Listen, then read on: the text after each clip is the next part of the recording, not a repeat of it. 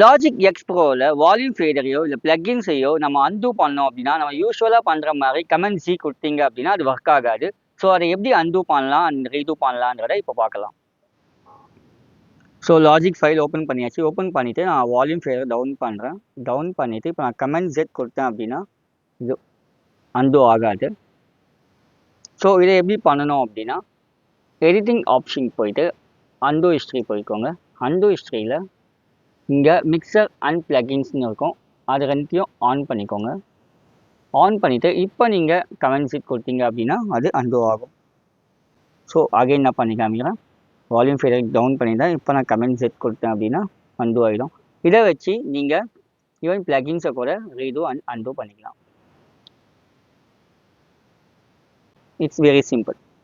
So இதே மாதிரி music production பார்த்தீங்கன்னா நிறைய டிப்ஸ் அண்ட் ட்ரிக்ஸ் தெரிஞ்சுக்கணும்னு ஆசைப்பட்டீங்கன்னா மறக்காமல் நம்ம பேஜை ஃபாலோ பண்ணுங்கள். தேங்க்யூ.